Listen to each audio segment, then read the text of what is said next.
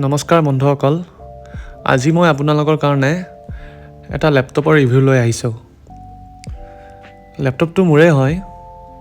লেপটপটোৰ নাম হৈছে Asus TUF A15। এই লেপটপটো কিনিলে আপোনালোকে এই গেমিং লেপটপ বেগটো ফ্ৰী পাব। কোৱালিটি বহুত ভাল এই বেগটোৰ। ই এটা গেমিং লেপটপ হয়। মই গ্ৰাফিক ডিজাইনিঙৰ কোৰ্চ কৰি আছোঁ, তো মোৰ তাৰমানে পঢ়াৰ কামত অহাৰ কাৰণে মই কিনিছিলোঁ। খুবেই পাৱাৰফুল লেপটপ, বঢ়িয়া পাৰফৰ্মেঞ্চ এইটোৰ। মোৰ লেপটপটো কিনা প্ৰায় 4 মাহমান হ'ল এতিয়া। লেপটপটো মই গুৱাহাটীৰ পৰাই কিনিছোঁ। গুৱাহাটীৰ বেলতলাত HP ৱৰ্ল্ড বুলি আছে, ডাটা মিছন, তাৰ পৰা কিনিছোঁ। দাম হৈছে লেপটপটোৰ 1 লাখ টকা। খুবেই পাৱাৰফুল লেপটপ, গেমিং আৰু ক্ৰিয়েটিভিটিৰ কাৰণে বেষ্ট আৰু। তো এই লেপটপটোৰ কিছুমান স্পেচিফিকেশ্যনছ আপোনাৰ লগত শ্বেয়াৰ কৰোঁ মই এতিয়া। লেপটপটোৰ ৱেইট হৈছে প্ৰায় 2 kg আৰু বেটাৰী লাইফ হৈছে 12 ঘণ্টা। 12 ঘণ্টা আপোনাক বেটাৰী বেকআপ দিব এইটোৱে। আৰু প্ৰচেছৰ হৈছে ইয়াৰ Ryzen 9, খুবেই পাৱাৰফুল প্ৰচেছৰ। এই লেপটপটোৰ Ryzen 7 মডেলো পাব আপোনালোকে, আৰু Ryzen 7ৰ দামো কম হ'ব। Ryzen 9 বুলি আপোনালোকে ইণ্টেলৰ i9ৰ লগত তুলনা কৰিব পাৰে আপোনালোকে।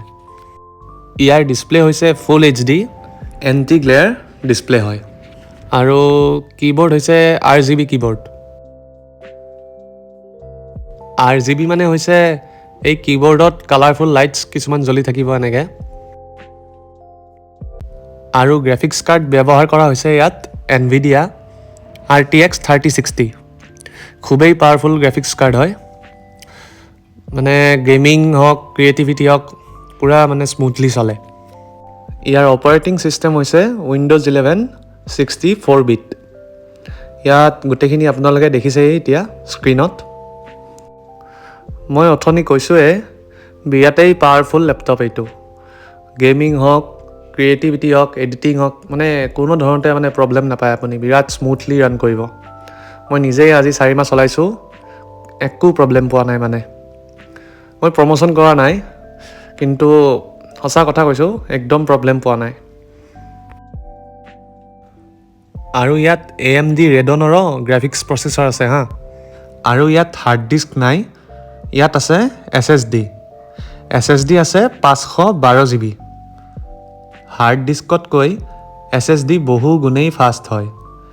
আপোনালোকে যেতিয়া লেপটপটো অন কৰিব, বিভিন্ন ফাইলছ খুলিব, গেম খেলিব বা ক্ৰিয়েটিভিটি যি কৰিব, তাত আপুনি টাইমৰ ডিফাৰেঞ্চটো নিজেই ধৰিব পাৰিব। আৰু এইডাল হৈছে এই লেপটপটোৰ চাৰ্জাৰ। এই চাৰ্জাৰডাল হৈছে 200 ৱাটৰ।